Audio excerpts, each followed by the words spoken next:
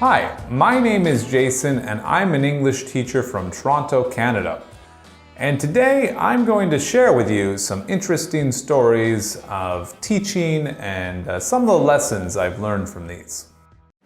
Working as an English teacher is not only a fun job, but a very interesting one as well. And in fact, I've got to work with many types of students from all sorts of walks of life, all ages, and every now and then a few funny stories pop up from time to time because of my interactions with students. And it's always interesting to share and take a look at some lessons I've learned from these stories.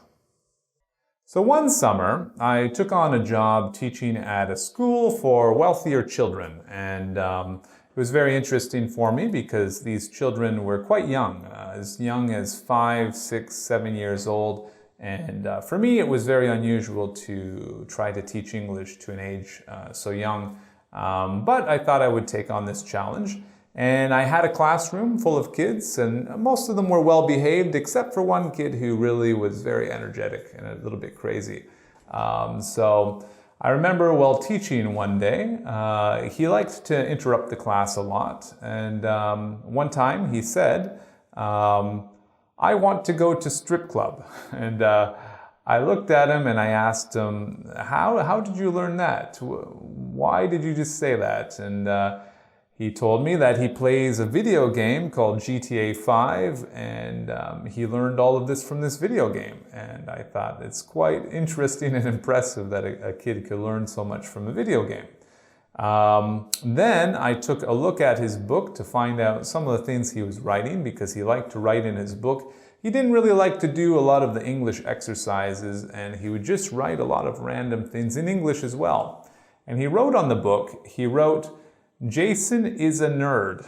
And when I wrote this, I was quite surprised as well, actually, because a nerd in English, this is somebody who studies too much and isn't very cool. So it wasn't too offensive for me, but it was interesting that he wrote this. And more importantly, he did this with perfect English grammar. He included his article. He had Jason is a nerd. And this is better than most of what my adult students could write.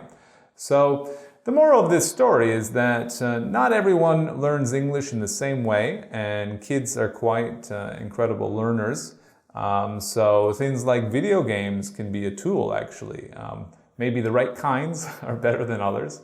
But yeah, there's a lot of different ways that people can learn, and they can surprise you. Now in this story, I was teaching a class of adults one time, and I was trying to teach them the difference between I wish and I hope. When you say I wish, this is usually about something that is unreal, and it's about a desire that you can't fulfill. When you say I hope, this is about future possibilities, something that might be real in the future.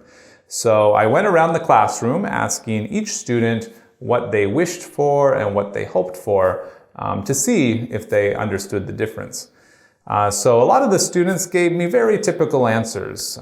One student would say, "I wish I had $1 million, but I hope to have a good job someday." So they understood that it's impossible for them to have $1 million right now, but they hoped that in the future they could have a good job.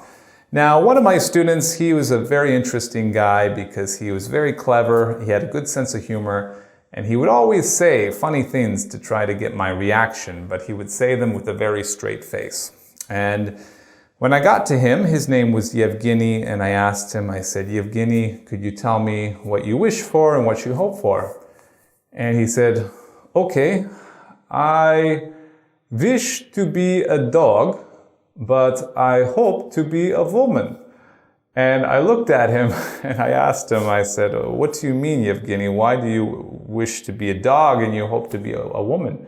And he said, "Well, to be a dog is impossible, but I could be a woman."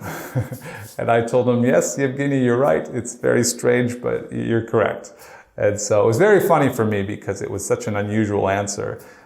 But it did describe that he did know exactly the difference between these two terms. So it's good to know the difference between I wish and I hope, because it's a very clear difference. So that's it for me for today. Be sure to subscribe to the link below, and I will see you next time.